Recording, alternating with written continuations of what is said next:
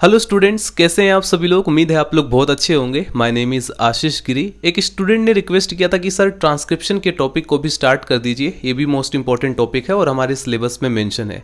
तो आज के इस वीडियो के अंदर हम ट्रांसक्रिप्शन का पार्ट नंबर 1 डिस्कस करेंगे और पार्ट नंबर 1 के अंदर हम बेसिक लेवल की जो अंडरस्टैंडिंग होती है, जो कि स्टूडेंट के माइंड में होनी चाहिए, उसको कवर करेंगे। हमें पता होना चाहिए कि ट्रांसक्रिप्शन क्या होता है और इससे रिलेटेड जो बेसिक फंडामेंटल पॉइंट्स हैं जो कि इसे डीएनए रेप्लिकेशन से डिफरेंशिएट करती हैं या सिमिलर करती हैं, वो सारे पॉइंट्स हमको पता होने चाहिए। तभी हम जो कंपैरेटिव क्वेश्चन पूछे जाते हैं कॉम्पिटिटिव एग्जाम में, उसको सॉल्व कर पाएंगे। अगर आप लोग बीएससी कर रहे हैं, एमएससी कर रहे हैं, एमएससी जियोलॉजी या बॉटनी से कर रहे हैं, या सीयूईटी पीजी एग्जाम की प्रिपरेशन कर रहे हैं, सीएसआईआर नेट लाइफ साइंस की भी प्रिपरेशन कर रहे हैं, तो वहाँ पर भी सिलेबस में आप देखेंगे 3rd यूनिट के अंदर फंडामेंटल प्रोसेस में ट्रांसक्रिप्शन, ट्रांसलेशन, डीएनए रेप्लिकेशन, ये सारे टॉपिक्स मेंशन रहते हैं। इसके अलावा स्टूडेंट्स, अगर आप लोग नीट एग्जाम की प्रिपरेशन कर रहे हैं, एमएससी एंट्रेंस एग्जाम की प्रिपरेशन कर रहे हैं, तो वहाँ पर आप देखेंगे कॉमनली ये सिलेबस में मेंशन रहता है। ठीक है, तो इसलिए इसे हम डिटेल में अच्छी तरह से कवर करेंगे। आइए सबसे पहले ये समझते हैं कि ट्रांसक्रिप्शन होता क्या है।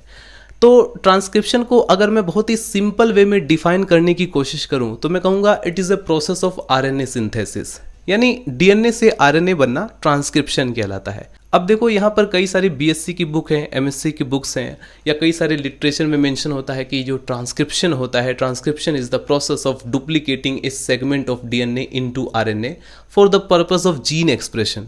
प्रोटीन के फॉर्म में जीन एक्सप्रेशन होता है।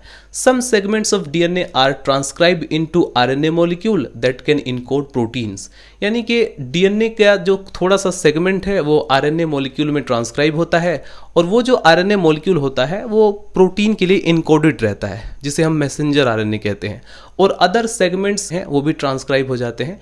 अल्टीमेटली अगर आप इस पूरे कॉम्प्लेक्स डेफिनेशन को ध्यान से देखें तो एक ही चीज बताया जा रहा है कि ट्रांसक्रिप्शन को अगर आप ब्रॉड सेंस में डिफाइन करोगे तो डीएनए से आरएनए बनना, यानी it is a process of RNA synthesis, इसी को कहा जाता है ट्रांसक्रिप्शन। ठीक है, यानी अगर आप लोग ध्यान से देखें तो पूरे के पूरे डेफिनेशन में यही मेंशन किया गया है कि डीएनए से आरएनए बन रहा है, उसी को कहा जाता है ट्रांसक्रिप्शन। अब देखिए यहाँ पर कुछ इंपॉर्टेंट पॉइंट्स है जिसे आप लोगों को नोट डाउन करना है।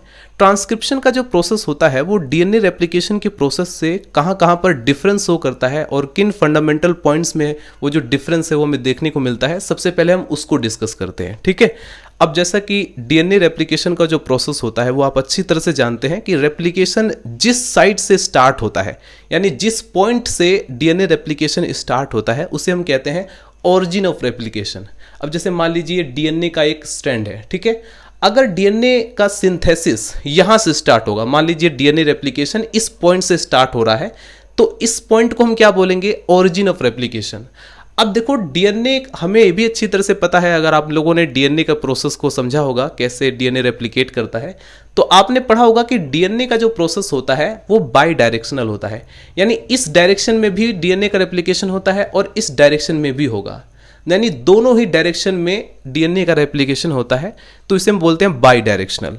लेकिन अगर स्टूडेंट्स आप लोग ट्रांसक्रिप्शन के प्रोसेस को देखेंगे तो ये यूनिडायरेक्शनल होता है। तो पहला पॉइंट आपको नोट डाउन करना है, ये जो ट्रांसक्रिप्शन होता है ये एक यूनिडायरेक्शनल प्रोसेस होता है। अब यहाँ पर स्टूडेंट्स एक सिमिलरिटी भी हमें देखने को मिलती है। ट्रांसक्रिप्शन का जो प्रोसेस होता है या डीएनए रेप्लिकेशन का जो प्रोसेस होता है, दोनों सेम डायरेक्शन में होता है, यानी कि 5 प्राइम टू 3 प्राइम डायरेक्शन में होता है। यदि RNA polymerase 5 prime to 3 prime direction में आरएनए बनाता है तो डीएनए पॉलीमरेज भी 5 प्राइम टू 3 प्राइम डायरेक्शन में डीएनए का फॉर्मेशन करता है।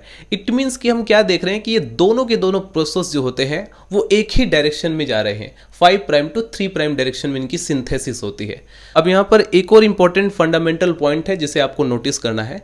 अब जैसा कि आप जानते हैं, जब आप डीएनए रेप्लिकेशन के प्रोसेस को स्टडी करते हैं तो वहां पर आप देखते हैं कि deoxyribose sugar containing nucleotide substrate के फॉर्म में यूटिलाइज होता है, बट ट्रांसक्रिप्शन के प्रोसेस के दौरान सबस्ट्रेट जो होता है वो ribose sugar containing nucleotide use होता है।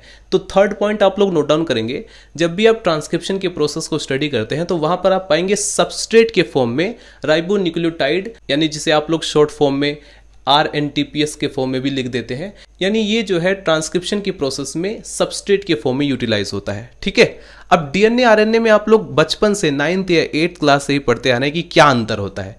तो हम देखते हैं उसमें भाई दोनों में पेंटोस शुगर है, लेकिन डीएनए में हम देखते हैं डीऑक्सीराइबोस शुगर है, आरएनए में हम देखते हैं राइबोस शुगर है। तो वही डिफरेंस यहाँ पर भी सेम हमें देखने को मिलेगा। ठीक है, ये जो ट्रांसक्रिप्शन का प्रोसेस है इसके बारे में कहा जाता है कि it is a selective process.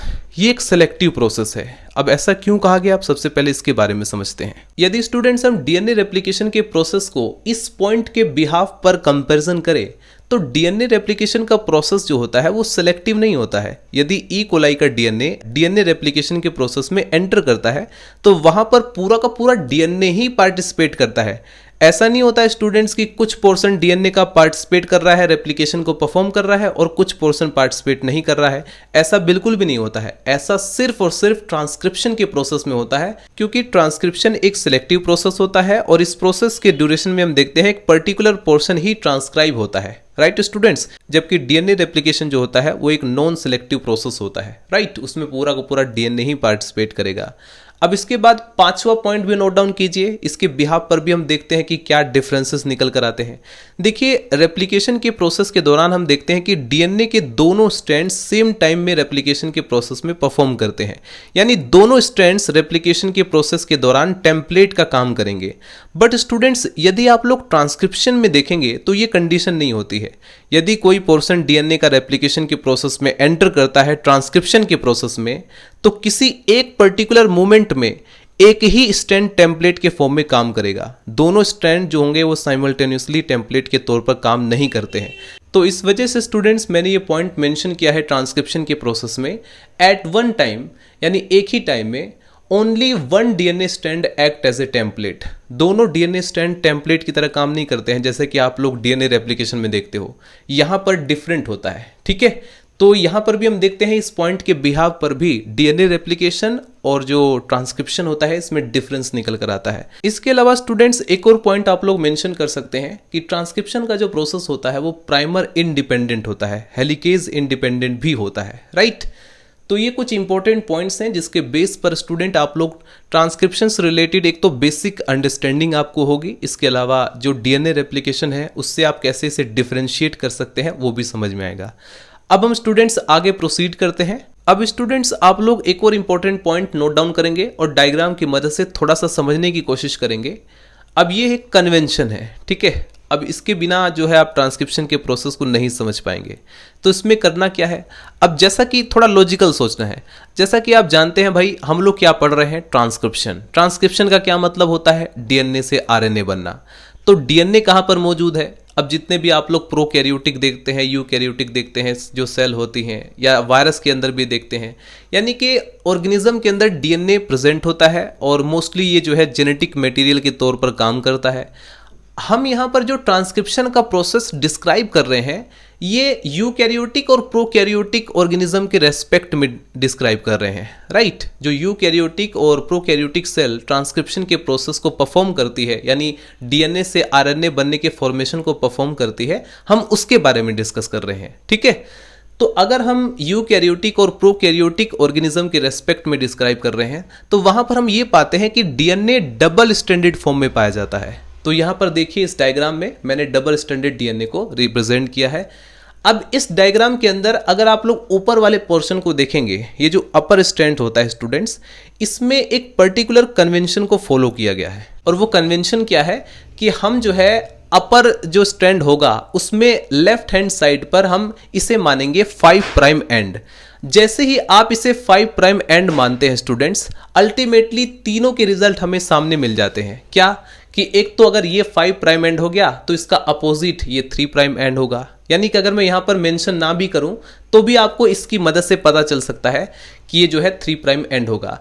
अब ये स्ट्रैंड जो होगा इसका नीचे वाला, इसका एंटी पैरेलल होगा। ठीक है, तो एंटी पैरेलल होगा तो यहां पर 3 प्राइम एंड होगा, यहां पर 5 प्राइम एंड होगा।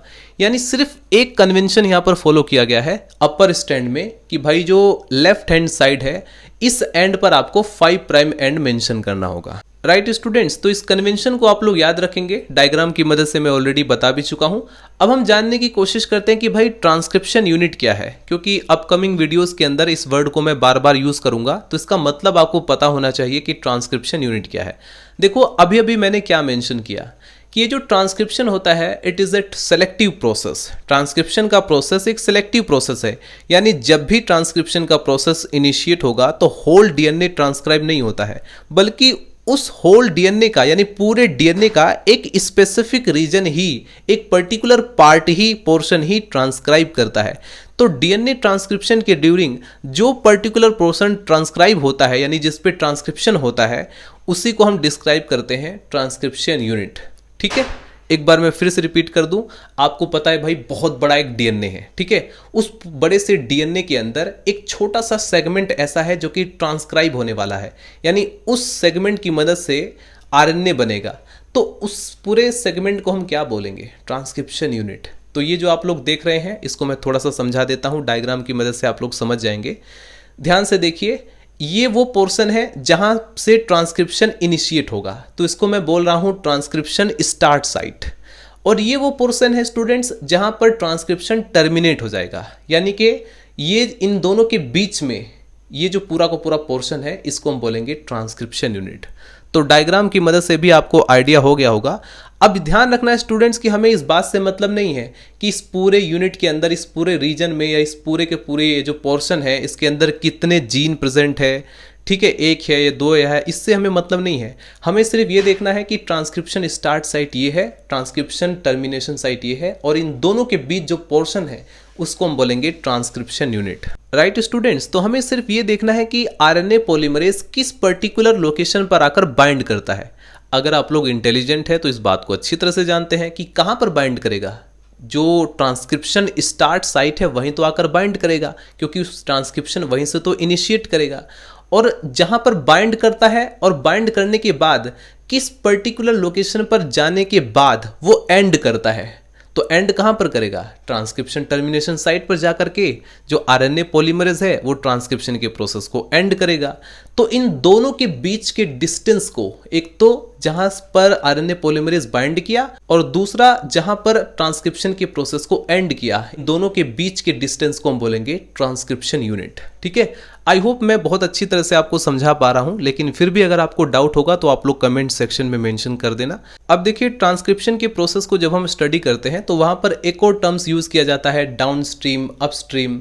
तो जब मैं अपकमिंग वीडियोस के अंदर इन तरह के वर्ड्स का यूज करूं, इस तरह की टर्मिनोलॉजी का यूज करूं, तो आपको पता होनी चाहिए कि डाउनस्ट्रीम का क्या मतलब है और अपस्ट्रीम का क्या मतलब है। देखो, ये जो आरएनए पॉलीमरेज है ये आकर के इस पर्टिकुलर लोकेशन पर बाइंड करेगा। इस पर्टिकुलर लोकेशन का नाम क्या है? ट्रांसक्रिप्शन स्टार्ट साइट, क्योंकि ट्रांसक्रिप्शन यहीं से स्टार्ट हो जाता है।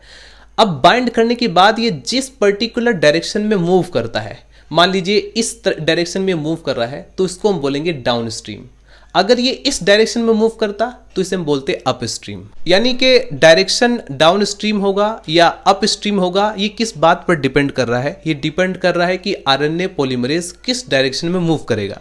अगर ये इस डायरेक्शन में मूव कर रहा है इट मीन्स कि ये डाउनस्ट्रीम जा रहा है। हमें यहाँ ये नहीं देखना है कि ट्रांसक्रिप्शन स्टार्ट साइट कहाँ है या ट्रांसक्रिप्शन टर्मिनेशन साइट कहाँ है। हमें सिर्फ ये देखना है कि आरएनए पॉलीमरेज किस डायरेक्शन में मूव कर रहा है। जिस डायरेक्शन में वो मूव करेगा उसे हम डाउनस्ट्रीम बोलेंगे और उसका अपोजिट जो होगा उसे हम अपस्ट्रीम बोलेंगे। ठीक है, अपस्ट्रीम डायरेक्शन। तो आज के इस वीडियो के अंदर इतना ही, और अपकमिंग वीडियोस के अंदर हम ट्रांसक्रिप्शन के प्रोसेस को धीरे धीरे अपलोड करेंगे, इनके ऊपर वीडियोस बनाएंगे।